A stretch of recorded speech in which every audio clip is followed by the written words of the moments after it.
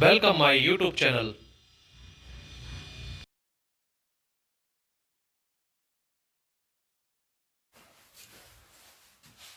बच्चों, आपका इस चैनल में स्वागत है। मैं आपको मैथ के बेसिक कॉन्सेप्ट के बारे में बता रहा था, क्लास 9th के। ठीक है, आज हम आपको टॉपिक पढ़ाएंगे। उस टॉपिक का नाम है घातांक सिद्धांत। ठीक है, चलिए अब शुरुआत करते हैं घातांक सिद्धांत की।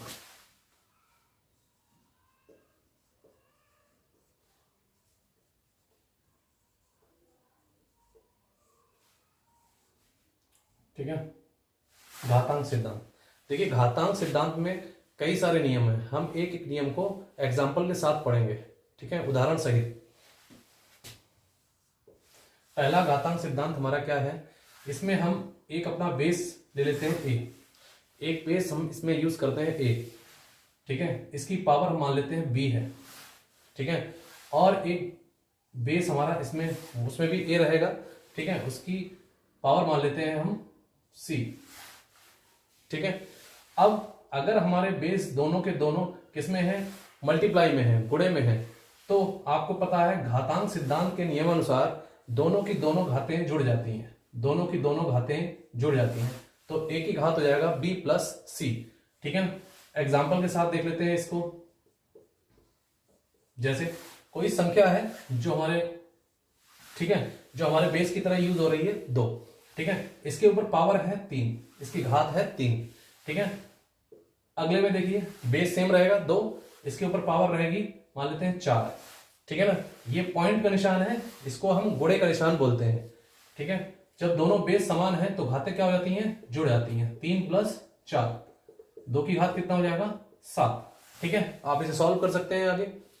2 की घात 7 का मतलब क्या हो गया कि 2 को 7 बार गुणा करके। ठीक है ना, आप इसके आगे भी इसको सॉल्व कर सकते हैं। कैसे, 2 गुणे 2 गुणे 2 गुणे 2 गुणे 2 गुणे 2 और 1 गुणे 2। ठीक है, कितनी बार हो गया, 7 बार। 1 2 3 4 5 6 7।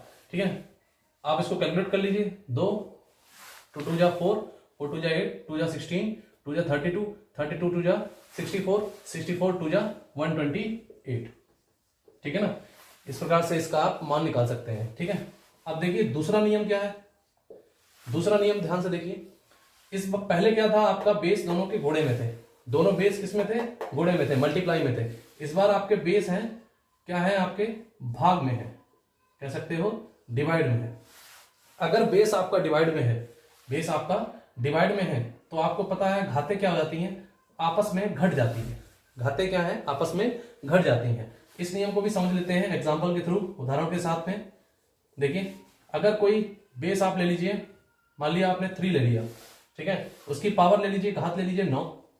ठीक है, और अगला बेस 3 है आपका, इसके ऊपर पावर ले लीजिए 6। अब देखिए दोनों के बेस समान है और किसमें है, भाग में है, डिवाइड में है, तो इसमें पावर क्या होगी, घट जाएगी। 9 में से 6 गया 3, 9 में से 6 गया 3। अब 9 में से 6 गया 3 आ जाएगा आपका। ठीक है ना, 9 में से 6 गया 3। अब कितना हो जाएगा, 3 गुणे 3 गुणे 3, 3 या 9, 3 या 27, 27 आपका यहाँ पर आंसर प्राप्त हो जाएगा। ठीक है ना, ये बहुत कॉमन बेस है, बेसिक है बिल्कुल। ठीक है, थर्ड रूल देखिए। थर्ड रूल देखिए आपका कि अगर इस बार देखिए, पहले क्या था, आपका बेस दोनों में समान था, इसमें भी बेस समान है। इस बार हम बेस को अलग अलग कर देते हैं। तब नियम देखिए, बेस को हमने अलग कर दिया, इसमें ए रखा बेस और अगले वाले में बेस रखा हमने बी। अब इनकी पावर क्या होगी, समान होगी, घातें क्या होंगी, समान होगी। ठीक है ना, अब देखिए ए की पावर सी और बी की पावर भी सी। ठीक है, बेस दोनों किसमें है, गुणे में है, बेस दोनों में गुणे में है। अब देखिए इसका रूल क्या होगा, अब दोनों की पावर सेम है, तो इसका मतलब दोनों के दोनों बेस आपके गुणे में रहेंगे और पावर दोनों की क्या हो जाएगी, समान। ठीक है, इस डॉट को आप डेसिमल के रूप में मत देखिए, ये आपका गुणे का निशान है। ठीक है ना, ये आपका गुणे का निशान है। ठीक है, जो चरों में यूज किया जाता है, जो चरों में आपका यूज किया जाता है, चरों मतलब वेरिएबल्स में, वेरिएबल्स में। ठीक है, आप देखिए इसको एग्जांपल के साथ समझ लेते हैं। ठीक है ना, ए की जगह हम कोई बेस ले लेते हैं अपना 2, जिसकी पावर है 3। अगला बेस देखिए, बेस अलग करना है आपको, तो अगला बेस हम कर लेते हैं 3, पावर सेम रखनी है, पावर आपकी कितनी होगी, 3। ठीक है, अब देखिए इसको लगा लेते हैं, तो 2 इंटू 3 और दोनों की पावर 3। ठीक है ना, अब 2 गुणे 3, 2 गुणे 3 कितना हुआ 6, 6 की पावर 3। अब 6 की पावर 3 का मतलब 6 गुणे 6 गुणे 6, 6 छंग 36, 36 छंगे 216, 16, ठीक है। 6 की जा 36, 36 6 जा 216, ठीक है। अगला नियम देखिए, फोर्थ नियम भी पढ़ लेते हैं। अब देखिए जैसे ए की पावर सी था, बी की पावर सी, ये हो गया आपका। अब ध्यान से देखिए, जैसे कोई भी बेस है, अब उसके ऊपर पावर है वो प्लस में है, पावर कैसी है प्लस में है। अब अगर हमें इसको अपॉन में करना हो तो उसकी पावर कैसी हो जाती है माइनस में, इसकी पावर कैसी हो जाती है माइनस में। जस्ट इसका दूसरा पार्ट भी समझ लेते हैं।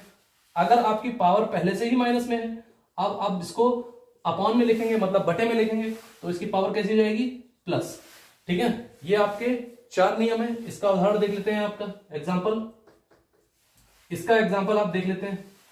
क्या एग्जांपल है इसका, देखिए जैसे 2 की पावर 3 है, अब इसको हमने अपॉन में किया तो 2 की पावर कितना हो जाएगा -3, 2 की पावर -3, ठीक है। दूसरे के लिए एग्जांपल देख लीजिए। अगर 2 की पावर -8 पहले से ही है तो इसे बटे में करेंगे तो क्या हो जाएगा 2 की पावर प्लस में 8, ठीक है। आप इसको समझ लीजिएगा। अब देखिए आपका 5वां नियम क्या है, घातांक सिद्धांत का 5वां नियम, ठीक है। घातांक सिद्धांत का 5वां नियम,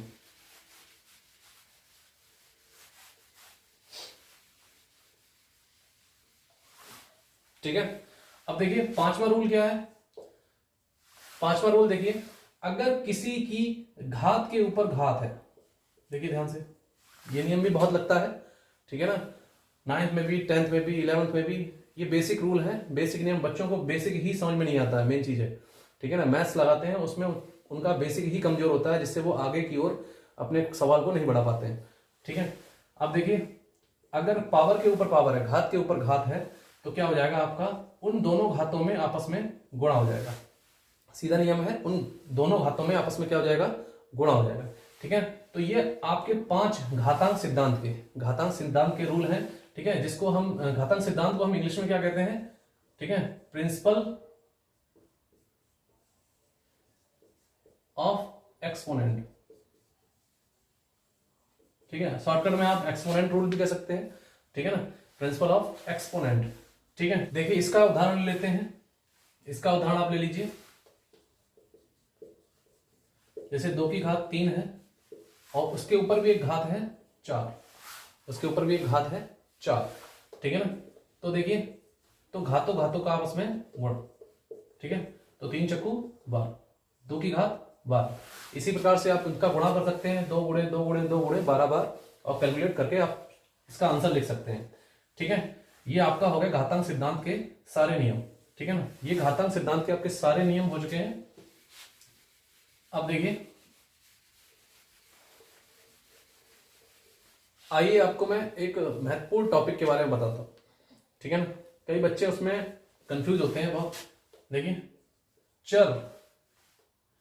चर किसे कहते हैं और अचर किसे कहते हैं, ठीक है ना। ये चर है, ये अचर है। इसको हम इंग्लिश में बोलते हैं, इसको हम वेरिएबल बोलते हैं, ठीक है ना। और ये आपका कांस्टेंट है। इसके नाम से ही आप इसकी जानकारी कर सकते हैं। वेरिएबल मतलब जिसकी वैल्यू वेरी होती रहे, इसकी वैल्यू बदलती रहे। वेरिएबल जो वेरी करने योग्य हो, वेरी करने एबल हो, ठीक है। कांस्टेंट मतलब जो कांस्टेंट वैल्यू हो, जो कभी ना बदले, ठीक है ना। जैसे वेरिएबल्स के रूप में हम ज्यादातर अपने अल्फाबेट्स लेते हैं, जैसे एक्स है, वाई है ना, एस है, टी है, यू, वी, इस प्रकार के हम वेरिएबल्स के रूप में अपने अल्फाबेट्स का यूज करते हैं, ठीक है ना। इनके मान, इनकी जो वैल्यू है हर इक्वेशंस में, है ना, अलग अलग आती रहती है, बदलती रहती है, इसलिए इनको हम वेरिएबल के रूप में यूज करते हैं। और अचर होते हैं, अचर क्या होते हैं, हमारी संख्याएं होती हैं, 2 है, 3 है, 4 है, कोई भी संख्या है वो अचर है। वो किसी भी क्वेश्चन में अगर 2 है तो उसका मान हर क्वेश्चन में 2 ही रहेगा, ठीक है ना। इसलिए ये क्या कहलाती है, अचर कहलाती है, ठीक है। इसके बाद में आपको अगला टॉपिक पढ़ाता हूं, ठीक है। कंफ्यूजिंग पॉइंट है कुछ बच्चों का बेसिक। देखिए, कई बच्चों को गुणनखंड लासा, लासापा बोलते हैं इसको, एलसीएम। और गुणनखंड को क्या बोलते हैं? फैक्टराइजेशन। ठीक है, कई लड़के कंफ्यूज होते हैं कि क्या करें, कोई संख्याएं दी हुई है, कोई वैल्यू दी हुई है, तो उनका क्या करना है हमें, लासापा कैसा होता है, गुणनखंड कैसा होता है, क्या निकालना है। दोनों लासापा और गुणनखंड एक ही जैसे दिखते हैं उन्हें। ठीक है, तो याद रखना सबसे मेन पॉइंट, गुणनखंड हमेशा सिंगल वैल्यू का निकलता है, एक संख्या का निकलता है, हमेशा एक संख्या का गुणनखंड निकलता है, हमेशा एक संख्या का गुणनखंड हमेशा निकलता है। ठीक है ना, गुणनखंड एक संख्या का गुणनखंड आप निकाल सकते हैं उसको। ठीक है ना, ठीक। आपका लासा कम से कम दो संख्याओं का, आपका दो संख्याओं का लासा निकलेगा तभी वो लासा माना जाएगा। अगर आप एक संख्या का लासा निकालने की कोशिश करेंगे तो वो गुणनखंड की श्रेणी पे आ जाएगा। ठीक है ना, तो आपका लासा हमेशा दो संख्याओं का निकलता है, याद रखना, दो संख्याओं का लासा आपका निकलेगा।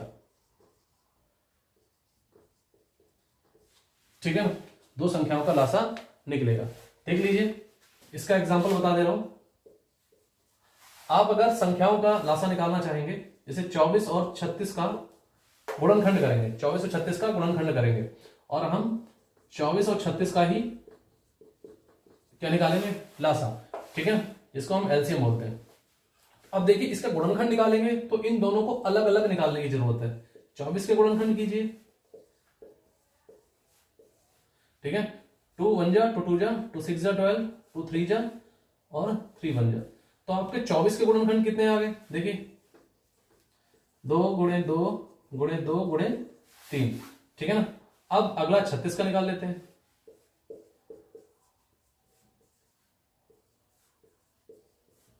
ठीक है, तो 36 का गुणनखंड आ गया आपके 2 गुणे 2 गुणे 3 2 गुणे 2 गुणे 3 गुणे 3। अब लासा अलग अलग नहीं निकाल सकते आप। ठीक है, दोनों को एक साथ में निकालेंगे। ठीक है, दो संख्याओं का कम से कम, याद रखना, कम से कम दो संख्याएं होनी चाहिए, कम से कम दो संख्याएं होनी चाहिए, तब उसका लासा निकलेगा। ठीक है ना, दो संख्याओं ज्यादा में भी तब भी लासा निकल जाएगा, लेकिन कम से कम दो संख्याएं आपकी होनी चाहिए। ठीक है, अब इसका निकालते हैं। 2 एकम 2, 2 दूनी 4, 2 अब इसका कितना हो जाएगा, 2 एकम 2, 2 अट्ठे 16, फिर 2 से 2 छंग 12, 2 नियम 18, फिर आप 2 से कैलकुलेट कर लीजिए, 2 3 6, ये 9 रहेगा। 3 से 3 एकम 3 और 3 3 9, फिर 3 बन जा 3। ठीक है, अब दोनों का आप एलसीएम निकाल चुके हैं, दोनों का साथ में एलसीएम आपका कितना निकल आया, 2 गुणे 2 गुणे 2 गुणे 3 गुणे 3। ठीक है ना, आप इनका मल्टीप्लाई कर लीजिए, गुणा कर लीजिए और एलसीएम आ जाएगा। 2 2 जा 4, 2 जा 8, 3 जा 24, 24 3 जा 72, आपका 72 आ जाएगा। ठीक है ना, आज के लिए बस इतना ही।